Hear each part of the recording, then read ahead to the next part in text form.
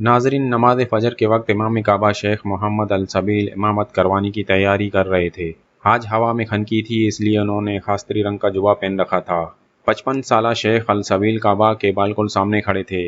ان کے پیچھے دائروی صفوں میں نصف لاکھ کے قریب نمازی موجود تھے۔ امام نے معمول کے مطابق نماز ادا کروائی۔ اس کے بعد انہوں نے مصلی پر اپنا رخ موڑ کر مائکروفون میں دعا شروع کی۔ اس دوران انہوں نے کنکھیوں سے دیکھا کہ مسجد کی پچھلی صفوں سے کچھ لوگ کندھوں پر تابوت اٹھائے آگے کی طرف بڑھ رہے ہیں۔ یہ کوئی غیر معمولی بات نہیں تھی۔ حج ابھی 20 دن پہلے ختم ہوا تھا اور ابھی لاکھوں حاجی مکہ میں موجود تھے۔ ان میں سے جو بھی فوت ہو جائے، ان کے لواحقین کی کوشش ہوتی تھی کہ نماز جنازہ مسجد الحرام میں امام کعبہ کی امامت میں ہی ادا ہو۔ عیسوی کیلنڈر کے مطابق یہ 20 نومبر 1979 کی بات ہے، یعنی آج سے ٹھیک 44 برس قبل ہجری کیلنڈر کے تحت اس دن نہ صرف سال کا پہلا دن تھا بلکہ نئی صدی کا بھی پہلا دن تھا، یعنی 1400 ہجری کا آغاز ہو گیا تھا۔ شیخ السبیل نے دعا جاری رکھی، لیکن سروں پر سرخ داری دار صافے باندھے یہ لوگ انہی کی طرف بڑھتے گئے، حتیٰ کہ بالکل قریب پہنچ گئے۔ ان کے آگے آگے میلے کچیلے کپڑوں میں ملبوس الجھی ہوئی داڑھی والا ایک آدمی تھا۔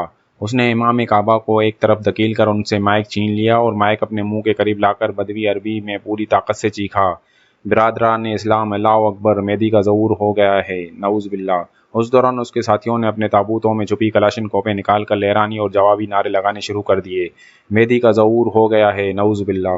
50,000 نمازی پھٹی آنکھوں اور کھلے منہ سے یہ سارا منظر دیکھ رہے تھے۔ ان کی سمجھ میں نہیں آ رہا تھا کہ یہ ہو کیا رہا ہے۔ اسی دوران مسجد الحرام کے در و دیوار فائرنگ کی آواز سے گونج اٹھے۔ سیکورٹی پر مامور پولیس اہلکاروں نے مذمت کی کوشش کی تھی، جن پر ان جنگجوؤں نے گولی چلا دی۔ پولیس والوں کے پاس کوئی اسلحہ نہیں تھا بلکہ صرف ڈنڈے تھے، اس لیے وہ بلا مذمت مارے گئے۔ مسجد کے صحن میں سپاہیوں کا خون بہنے لگا۔ گنبدوں اور میناروں پر بسیرا کرنے والے ہزاروں کبوتر بے چین ہو کر ادھر ادھر اڑنے لگے۔ یہ کوئی معمولی بات نہیں تھی۔ اسلامی عقائد کی روح سے خانہ کعبہ کی حدود میں کسی قسم کے تشدد کی شدید ممانعت ہے، حتیٰ کہ وہاں کسی جانور کو بھی نقصان نہیں پہنچایا جا سکتا۔ اس لیے نمازی دہشت کے عالم میں اپنی اپنی جگہوں پر جمے باغیوں کی کارروائی دیکھتے رہے۔ باغیوں کی تعداد 400 کے قریب تھی اور ان میں عورتیں اور بچے بھی شامل تھے، بلکہ کچھ سیاہ امریکی مسلمان بھی تھے۔ ان کے کمانڈر، جنہوں نے امام السبیل سے مائک چھینا تھا، وہ فوجی ڈسپلن سے اپنے ساتھیوں کو ہدایت دینے لگے۔ جنگجو مسجد کی طول و عرض میں پھیل گئے۔ ان میں سے کچھ نے مسجد کے 292 فٹ اونچے میناروں پر چڑھ کر وہاں مشین گنیں نصب کر لیں۔ دوسروں نے مسجد کی دوسری منزل پر کھڑکیوں کے آس پاس پوزیشنیں سنبھال لیں۔ اسی دوران سرگنا نے نمازیوں کو حکم دیا کہ صحن میں پڑے ہزاروں قالینوں کو گول طے کر کے دروازوں کے پیچھے لگا دیں، تاکہ باہر سے کوئی زبردستی اندر نہ آ سکے۔ دوسروں کو اسلحے کی نوک پر حکم دیا گیا کہ وہ میناروں پر چڑھ کر نشانچیوں کو پانی، اسلحہ اور دوسرا سامان پہنچائیں۔ کمانڈر کے انداز سے صاف ظاہر ہوتا تھا کہ وہ لمبے مقابلے کی تیاری کر رہے ہیں۔ یہ کمانڈر 43 سالہ جیمان تھے۔ جیمان بن محمد بن سیف العتیبی 1930 کی دہائی میں نجد کے علاقے میں پیدا ہوئے تھے۔ کہا جاتا ہے کہ وہ بچپن میں بہت بد مزاج تھے اور بہت رویا کرتے تھے، اس لیے ان کا نام جیمان رکھ دیا گیا، جس کا مطلب ہے منہ بگاڑنے والا۔ جیمان نے پرائمری ہی میں اسکول چھوڑ دیا تھا اور اس کے بعد کبھی تعلیم مکمل نہ کر سکے۔ کچھ لوگوں کے مطابق انہیں لکھنا نہیں آتا تھا، بلکہ وہ کلاسیکی عربی بھی اچھی طرح نہیں جانتے تھے۔ انہوں نے نیم فوجی ادارے نیشنل گارڈ میں شمولیت اختیار کی اور 18 سال تک اس کے ملازم رہے، لیکن ان کے ذہن میں کچھ اور چل رہا تھا، اس لیے وہ نوکری چھوڑ کر مدینہ آئے، جہاں اس وقت کئی مذہبی خیال پروان چڑھ رہے تھے۔ جیمان کی مدینہ آمد سے چند سال قبل معروف شامی عالم دین محمد ناصر الدین البانی یونیورسٹی آف مدینہ میں حدیث کی تعلیم دیا کرتے تھے۔ ان کے نظریات سے متاثر ہو کر مدینہ کے نوجوانوں نے الجماعہ نامی ایک تنظیم قائم کر لی۔ اب اسی جماعت سے وابستہ گروہ نے مسجد الحرام پر قبضہ کر لیا تھا۔ جیمان کے ساتھیوں میں سے کئی ایسے تھے جنہوں نے خانہ کعبہ میں تعلیم پائی تھی اور وہ اس کے چپے چپے سے واقف تھے، اس لیے انہیں پوری عمارت کو مکمل طور پر کنٹرول حاصل کرنے میں زیادہ وقت نہیں لگا۔ جیمان نے میناروں پر نصب نشانچیوں کو حکم دے رکھا تھا کہ تمہیں دور دور تک جو بھی سپاہی نظر آئے اسے بلا تعامل گولی سے اڑا دو، کیونکہ وہ تمہیں قتل کرنے کے در پہ ہے۔ وہاں عورتوں، بچوں اور بزرگوں کی بڑی تعداد موجود تھی۔ مسجد میں عربوں کے علاوہ دسیوں ہزاروں غیر ملکی بھی موجود تھے، جن کی اکثریت کو عربی نہیں آتی تھی۔ انہوں نے سرگوشیوں میں ایک دوسرے سے پوچھنا شروع کر دیا کہ یہاں کیا ہو رہا ہے۔ ان کی مشکل حل کرنے کے لیے باغیوں نے ایک پاکستانی کو اپنے درمیان شامل کر رکھا تھا۔ باغیوں نے پاکستانی اور ہندوستانی نمازیوں کو الگ کیا اور اس نے اردو میں پکار کر کہا: آرام سے بیٹھ جاؤ اور سنو۔ اسی دوران باغیوں نے چند دوسری زبانیں بولنے والے مترجم اکٹھے کر لیے تھے اور ان کی مدد سے انہوں نے نمازیوں کو اپنا پیغام سنانا شروع کر دیا۔ اس دوران ایک مقرر نے بڑی فصیح عربی میں مسجد کے مرکزی لاؤڈ اسپیکر سے تقریر شروع کر دی اور اپنی اس کارروائی کے مقاصد بیان کرنے لگے۔ مکہ کے باسیوں کو پہلے تو سمجھ ہی نہیں آئی کہ خانہ کعبہ میں ہوا کیا ہے۔ پہلے تو فائرنگ کی آواز آئی، پھر لاؤڈ اسپیکر سے عجیب و غریب بیانات سامنے آنے لگے۔ پولیس کے موقع پر پہنچتے پہنچتے سورج طلوع ہو گیا تھا۔ 100 کے قریب سیکورٹی اہلکاروں نے مسجد کی طرف بڑھنے کی کوشش کی، لیکن میناروں پر بیٹھے جنگجوؤں نے انہیں لمحوں کے اندر گولیوں سے اڑا دیا۔ اس کے بعد دوسرے سیکورٹی ادارے بھی وہاں پہنچ گئے۔ فوج کو بھی خبردار کر دیا گیا اور ان کے دستوں نے مکہ کی طرف سفر شروع کر دیا۔ الجماع کے نظریات سخت گیر تھے اور یہ اسلام کو اس کی ابتدائی اور بقول ان کے اصل شکل میں بحال کرنا چاہتے تھے۔ ان کے ساتھ شامل ہونے والوں کی بڑی تعداد بدوی نوجوانوں پر مشتمل تھی، جن میں سے بہتوں کو شکایت تھی کہ انہیں روزگار کے مواقع میسر نہیں آ رہے۔ ان کا خیال تھا کہ اندھیرے کمرے میں جہاں سورج نظر نہ آئے روزہ کھولا جا سکتا ہے۔ یہ ہر طرح کی تصاویر کے خلاف تھے، یہاں تک کہ شناختی کارڈ اور پاسپورٹ بنوانا گناہ سمجھتے تھے۔ رفتہ رفتہ حالات یہاں تک پہنچ گئے کہ انہوں نے ملبوسات کی دکانوں میں جا کر مجسمے توڑنا شروع کر دیے۔ انہوں نے مسجد نبوی کے قریب بیت الاخوان نامی ایک ہاسٹل قائم کیا۔ اس کی مسجد میں محراب نہیں تھی، کیونکہ یہ محراب بنانے کو بھی بدعت گردانتے تھے۔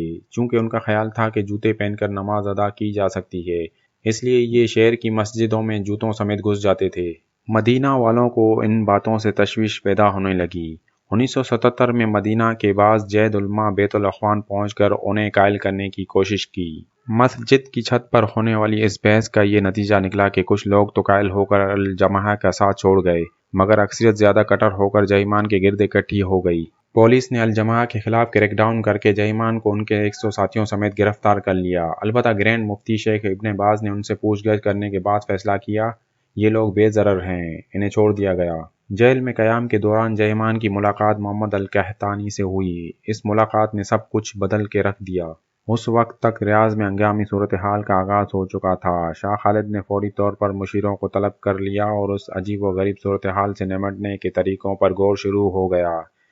اسی اجلاس میں ہونے والے ایک فیصلے کے تحت سعودی عرب کی سرحدیں بند کر دی گئیں اور تمام ملک عملاً باقی دنیا سے کٹ کر رہ گیا۔ کعبہ کے ارد گرد کا علاقہ خالی کروا لیا گیا۔ شہر کی بجلی اور ٹیلی فون لائنیں کاٹ دی گئیں اور پولیس اور فوج نے مورچے سنبھال لیے۔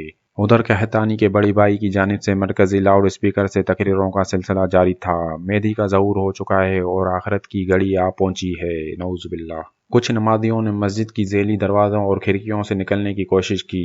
باغیوں نے انہیں نہیں روکا، ویسے بھی یرغمال بنانے کے لیے ان کے پاس ہزاروں لوگ موجود تھے۔ امام السبیل نے اپنا خاکستری جبہ اتار کر پھینک دیا اور لوگوں کے مجمع میں گل مل گئے تاکہ انہیں پہچانا نہ جا سکے۔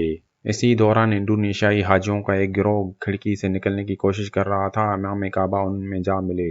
جنگجوؤں نے انہیں دیکھا مگر روکنے کی کوشش نہیں کی اور یوں امام وہاں سے صحیح سلامت نکلنے میں کامیاب ہو گئے۔ جوں جوں دن نکلتا جا رہا تھا اس واقعے کی سنگینی کھل کر سامنے آ رہی تھی اور ساتھ ہی داغے الجھتے جا رہے تھے۔ ایک تو یہ معلوم نہیں تھا کہ باغیوں کی کل تعداد کتنی ہے، ان کے پاس کس قسم کا اسلحہ ہے، خوراک کتنی ہے اور یہ کہ مسجد میں کتنے یرغمالی موجود ہیں۔ دوسرا بڑا مسئلہ یہ تھا کہ ان لوگوں سے خانہ کعبہ خالی کروانا آسان نہیں تھا، کیونکہ اس مقصد کے لیے وہاں مسلح کارروائی کرنا پڑتی جو کوئی معمولی بات نہیں تھی۔ وہاں پودا تک اکھاڑنے کی اجازت نہیں تھی اور یہ ممانعت ایام جاہلیہ سے چلی آ رہی تھی۔ جنگجوؤں کے خلاف کسی قسم کی کارروائی سے قبل علماء سے اجازت لینا ضروری تھا۔ حکمرانوں کو خدشہ تھا کہ اگر وہاں قتل و غارت ہوئی تو کہیں انہیں عوام اور مذہبی طبقے کے گیز کا سامنا نہ کرنا پڑے۔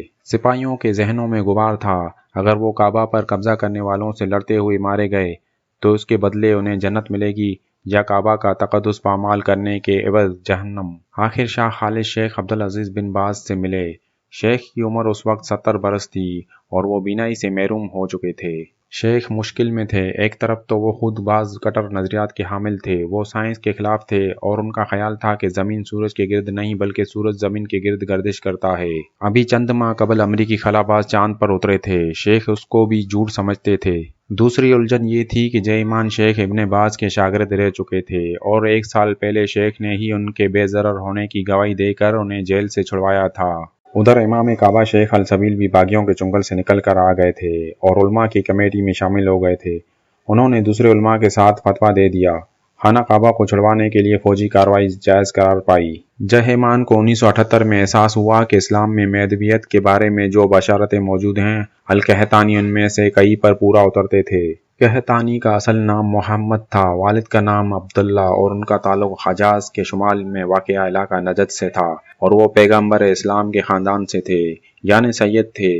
مختلف روایتوں میں مہدی کی اسی قسم کی علامتیں بتائی گئی ہیں۔ 1978 کے اواخر میں جہیمان نے دعویٰ کیا کہ انہیں خواب میں بشارت ہوئی ہے کہ مہدی کا ظہور ہو چکا ہے اور وہ مہدی محمد کہتانی ہیں۔ انہوں نے کہتانی کی بہن سے شادی بھی کر لی۔ جہیمان نے شہر چھوڑ کر صحرا کا رخ اختیار کیا اور وہاں سے کیسٹیں ریکارڈ کر کے اور پمفلٹ لکھ کر لوگوں کو بتانا شروع کر دیا کہ مہدی دنیا میں تشریف لا چکے ہیں۔ ان پمفلٹوں میں سعودی حکومت پر الزام لگایا گیا کہ وہ مذہب کو دنیاوی مقاصد کے حصول کے لیے استعمال کر رہی ہے اور اس نے جہاد کا خاتمہ کر دیا ہے اور وہ مغربی دنیا کی کاسہ لیس بن کر رہ گئی ہے۔ پمفلٹوں میں اپنے پیروکاروں کو حکم دیا گیا کہ وہ سرکاری اداروں سے دور رہیں، اگر ملازم ہیں تو استعفیٰ دے دیں، طالب علم ہیں تو اسکول کالج چھوڑ دیں اور ان کے جھنڈے تلے اکٹھے ہو جائیں۔ فوجیوں نے گرین سگنل ملنے کے بعد مختلف حکمت عملیوں پر کام شروع کر دیا۔ 3 طرف سے حملہ کیا، لیکن جنگجوؤں کی عمدہ پوزیشن اور ڈسپلن کی وجہ سے بھاری جانی نقصان اٹھا کر پسپا ہونے پر مجبور ہونا پڑا۔ اس کے بعد ہیلی کاپٹر سے فوجیوں کو مسجد کے اندر اتارنے کی کوشش کی، لیکن جنگجوؤں نے انہیں چھت پر اترنے سے پہلے فضا ہی میں بھون ڈالا۔ اسی دوران کسی کو بن لادن گروپ کا خیال آیا۔ یہ تعمیراتی گروپ چونکہ مسجد کی توسیع کا کام کر رہا تھا، اس لیے ان کے پاس تفصیلی نقشے موجود تھے۔ اسامہ بن لادن کے بڑے بھائی سالم بن لادن نے مسجد کے بارے میں معلومات فراہم کرنے میں اہم کردار ادا کیا۔ اب حملے کی سنگینی کھل کر سامنے آئی۔ مسجد الحرام کے اندر طویل راہداریوں، دالانوں، صحنوں، تہخانوں اور سرنگوں کا جال بچھا ہوا تھا، اس لیے براہ راست کارروائی سے ہزاروں لوگوں کو نقصان کا اندیشہ تھا اور کامیابی پھر بھی مشکل دکھائی دیتی تھی۔ ادھر جہیمان اور ان کے ساتھیوں کی جانب سے مسجد کے لاؤڈ اسپیکروں سے تقریروں کا سلسلہ جاری تھا۔ اب انہوں نے اپنے مطالبات پیش کرنا شروع کر دیے تھے، جن کا لب لباب یہ تھا کہ مغربی ملکوں سے رابطے توڑ دیے جائیں، حکومت کا تختہ الٹ دیا جائے، امریکہ کو تیل کی فراہمی روک دی جائے اور تمام غیر ملکیوں کو ملک سے نکال دیا جائے۔ چوتھے روز سیکورٹی فورس کے اہلکار مسجد کی کچھ دیواروں میں سوراخ کر کے اندر گھس گئے اور چند حصوں پر کنٹرول حاصل کر لیا، لیکن یرغمالیوں کی بڑی تعداد اب بھی جنگجوؤں کے قبضے میں تھی۔ باغی عورتیں اپنے مردہ ساتھیوں کے چہرے مسخ کر دیتی تھیں تاکہ ان کی شناخت نہ ہو سکے۔ اسی دوران مبینہ امام مہدی کہتانی بھی مارے گئے اور ان کی لاش اس حالت میں سیکورٹی حکام کے قبضے میں آ گئی کہ چہرہ سلامت رہ گیا تھا۔ اس سے بعض جنگجو سکتے میں آ گئے۔ اگر امام مہدی مارے گئے ہیں تو دنیا پر غلبہ کون پائے گا اور بقیہ بشارتیں کیسے پوری ہوں گی؟ البتہ جہیمان نے سر توڑ کوشش کی کہ کہتانی کی موت کی خبر کو کسی نہ کسی طرح دبا دیا جائے، مگر ناکام رہے۔ ادھر فوجی دماغ سر جوڑے بیٹھے تھے کہ باغیوں سے خانہ خدا کو کس طرح آزاد کروایا جائے۔ کسی نے منصوبہ پیش کیا کہ سرنگوں میں پانی چھوڑ دیا جائے اور پھر اس پانی میں بجلی چھوڑ دی جائے۔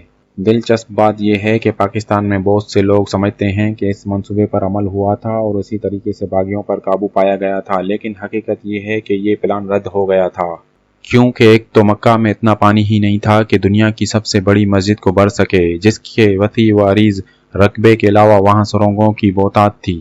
دوسرے، اس میں حملہ آوروں کے علاوہ یرغمالیوں کی بھی بڑے پیمانے پر ہلاکتوں کا اندیشہ تھا۔ سعودی سیکورٹی چیف ترکی الفیصل نے اس موقع پر کہا تھا کہ کعبہ کو بھرنے کے لیے بحر احمر بھی ناکافی ہوگا۔ جب سعودی حکام عاجز آ گئے تو انہوں نے فیصلہ کیا کہ بیرونی مدد حاصل کی جائے۔ اس وقت امریکی CIA کے کمانڈو سعودی سپاہیوں کو تربیت دے رہے تھے، لیکن صورتحال کی نزاکت کے پیش نظر فیصلہ کیا گیا کہ اس موقع پر امریکہ کے ملوث ہونے کے سیاسی اثرات پڑیں گے، اس لیے نگاہ انتخاب نسبتاً نیوٹرل ملک فرانس پر پڑی۔ اس وقت فرانسیسی سیکرٹ سروس کے سربراہ کاؤنٹ کلاوڈ الیکساندر دے مارینشے تھے۔ فرانسیسی حکومت کے ذریعے ان سے رابطہ کیا گیا تو انہوں نے تجویز پیش کی کہ کعبہ کے اندر گیس چھوڑ دی جائے، جس سے باغی اور یرغمالی دونوں بے ہوش ہو جائیں گے اور یوں حملہ آوروں پر آسانی سے قابو پایا جا سکتا ہے۔ اس مقصد کی خاطر فرانسیسی خفیہ ادارے GIGN کے 3 کمانڈو کو ہنگامی بنیادوں پر سعودی عرب روانہ کیا گیا، لیکن یہاں ایک مسئلہ درپیش تھا کہ سعودی قانون کی روح سے حجاز کی حدود میں کوئی غیر مسلم داخل نہیں ہو سکتا۔ چنانچہ پہلے ان تینوں کو عارضی طور پر کلمہ پڑھایا اور پھر مکہ پہنچا دیا گیا۔ انہوں نے اپنا کام فوراً شروع کر دیا۔ مسجد کی وسعت کا معاملہ پھر آڑے آیا۔ اس میں دالانوں، صحنوں اور راہداریوں کی کثرت تھی، جن میں سے اکثر حصے کھلے تھے، اس لیے گیس کا خاطر خواہ اثر نہیں ہوا۔ لیکن اسی دوران سعودی حکام نے دوسرا آپریشن شروع کر رکھا تھا۔ جو ہی گیس داخل کی گئی، اس کے ساتھ ہی ماسک پہنے ہوئے سپاہیوں نے مسجد کی دیواروں میں سوراخ کر لیے اور وہاں سے اندر گرینیڈ پھینکنا شروع کر دیے، جس سے بہت سے یرغمالی بھی ہلاک ہو گئے۔ اس وقت معاشرے کو 14 دن گزر چکے تھے، باغیوں کا اسلحہ، خوراک اور ہمت ختم ہو چکی تھی، اوپر سے مبینہ امام مہدی بھی مارے جا چکے تھے۔ اس لیے بچے کھچے باغیوں نے 4 دسمبر کو اپنے آپ کو حکام کے حوالے کر دیا۔ ان میں جہیمان بھی شامل تھے، جن کی ابتر حالت تصویر میں دیکھی جا سکتی ہے۔ سعودی انٹیلیجنس کے سربراہ شہزادہ ترکی الفیصل انہیں دیکھنے اسپتال گئے تو انہوں نے شہزادے کا ہاتھ تھام لیا۔ شاہ خالد سے کہو مجھے معاف کر دیں، میں آئندہ ایسا کوئی کام نہیں کروں گا۔ تاہم ان کی یہ درخواست قبول نہیں ہوئی اور اگلے چند دنوں میں جہیمان کو ان کے 62 ساتھیوں سمیت سرعام سزائے موت دے دی گئی اور یوں اس واقعے کا خاتمہ ہوا۔ اس دوران کتنی ہلاکتیں ہوئی مختلف لوگ مختلف تعداد بتاتے ہیں۔ حکومت کا کہنا تھا کہ اس کے 127 اہلکار مارے گئے اور 1 درجن کے قریب نمازی جان سے گئے، تاہم غیر سرکاری طور پر تعداد 4000 کے قریب بتائی گئی۔ اس کے بعد حکام نے جو کریک ڈاؤن کیا اس میں صحرا کی طرف سے آنے والی ایک گاڑی بھی پکڑی گئی جس میں ایک 22 سالہ نوجوان موجود تھا۔ اسے الجماعہ کا کارکن ہونے کے شبے میں بند کر دیا گیا، لیکن اس نے پوچھ گچھ کے دوران کعبہ کے محاصرات سے مکمل لا علمی ظاہر کی۔ اس نوجوان کا نام اسامہ بن لادن تھا۔ بعد میں اسامہ بن لادن نے بھی سعودی حکومت کے خلاف بغاوت کی اور ان کے الزامات جہیمان کی تحریک کے عائد کردہ الزامات سے بہت ملتے جلتے تھے۔ 1985 میں انہوں نے پشاور میں گفتگو کرتے ہوئے کہا تھا کہ جہیمان بالکل ٹھیک تھا۔ پاکستان جب یہ خبر پہنچی تو لوگوں پر سکتہ طاری ہو گیا۔ پہلے تو کسی کو یقین ہی نہیں آیا کہ خانہ خدا پر بھی کوئی قابض ہو سکتا ہے۔ پھر جب خبریں تسلسل سے آنے لگیں تو بے یقینی کی جگہ غم اور پھر غم کی جگہ غصے نے لے لی۔ شروع میں تو یہ افواہیں بھی آئیں کہ شاید اس حملے میں ایران کا ہاتھ ہے۔ اس واقعے سے چند ماہ قبل ایران میں شاہ کی حکومت کا خاتمہ ہوا تھا اور آیت اللہ خمینی ملک کے سپریم لیڈر بن گئے تھے۔ ادھر صرف 1 ماہ قبل اکتوبر 1979 میں ایرانی طلباء نے امریکی سفارت خانے کے عملے کو یرغمال بنایا تھا، لیکن آیت اللہ خمینی نے خانہ کعبہ پر حملے کی مذمت کرنے اور اس کا الزام امریکہ اور صہیونی طاقتوں پر دھرنے میں دیر نہیں لگائی۔ اس سے مسلم دنیا کے بڑے حصے میں الزامات کا پرنالہ امریکہ کی طرف مڑ گیا۔ پاکستان میں 21 نومبر کے اخباروں میں جو خبریں چھپیں ان میں بڑی حد تک اس واقعے کو امریکی سازش قرار دیا گیا اور اداریوں میں دور کی کوڑی لائی گئی کہ اب امریکہ اپنی فوج بھیج کر کعبہ پر قبضہ چھڑوائے گا اور اس بہانے خلیج کے پورے خطے پر قابض ہو جائے گا۔ ملک بھر میں اس واقعے کے خلاف ہڑتال کی گئی اور جلوس نکالے گئے۔ اسلام آباد میں امریکی سفارت خانے پر سینکڑوں مشتعل مظاہرین نے دعویٰ بول دیا اور عمارت کے بڑے حصے کو آگ لگا دی۔ پولیس کھڑی تماشا دیکھتی رہی۔ آخر امریکہ سے فون آیا، تب جنرل ضیاء الحق نے فوج بھیج کر محاصرہ چھڑوایا، لیکن اس دوران 2 امریکی اہلکار اور سفارت خانے کے 2 پاکستانی ملازم مارے جا چکے تھے۔ مظاہرین سے مشنری اسکول، امریکن ایکسپریس کا دفتر اور برٹش کونسل لائبریری بھی نہیں بچ سکے۔ بعد میں بنگلہ دیش، بھارت، فلپائن، ترکی اور کویت میں بھی اسی قسم کی مظاہروں اور تشدد کی خبریں آئیں۔ جب باغیوں کو کعبہ سے نکال باہر کر دیا گیا تو چند دنوں کے اندر اس قسم کی اطلاعات گردش کرنے لگیں کہ پاکستانی کمانڈوز نے آپریشن میں حصہ لیا تھا۔ جب جنرل مشرف اقتدار میں آئے تو یہ بھی کہا جانے لگا کہ ان کمانڈوز میں وہ بھی شامل تھے۔ 2016 میں ایک نجی چینل کے اینکر جاوید چودھری کے پروگرام میں پاکستانی سیاستدان احمد رضا قصوری نے بھی اسی قسم کا دعویٰ کیا کہ میجر پرویز مشرف نے کعبہ سے دہشت گردوں کو فلش آؤٹ کیا، لیکن اس دعوے کی تردید میں دیر نہیں لگی۔ چند منٹوں کے اندر اسی پروگرام کے دوران بریگیڈیئر جاوید حسین نے فون کر کے کہا کہ یہ بات بالکل غلط ہے اور پاکستانی کمانڈوز اس کارروائی میں شامل نہیں تھے، اور ویسے بھی اگر پرویز مشرف نے اس کارروائی میں حصہ لیا ہوتا تو وہ اس کا ذکر اپنی آپ بیتی ان دا لائن آف فائر میں ضرور کرتے۔ اس کتاب میں انہوں نے 1979 کے متفرق واقعات تو لکھے ہیں، لیکن مکہ میں ہونے والے کسی آپریشن کا ذکر نہیں کیا، بلکہ لکھتے ہیں کہ 1978 میں وہ لیفٹیننٹ کرنل بن گئے تھے۔ میجر مشرف والی بات تو یہیں غلط ثابت ہو گئی۔ آگے چل کر وہ فرماتے ہیں کہ 1979 میں ان کی posting command and staff college میں بطور انسٹرکٹر ہو گئی تھی۔ ظاہر ہے کہ ایسی صورتحال میں ان کی بطور میجر کمانڈو مکہ میں تعیناتی خارج از بحث ہو جاتی ہے، اور ویسے بھی جس پرویز مشرف کو ہم جانتے ہیں وہ بڑے فخر سے اپنے سید ہونے پر ناز کرتے ہیں اور بصد فخر کہتے ہیں کہ میرے لیے خانہ کعبہ کا دروازہ کھولا گیا تھا۔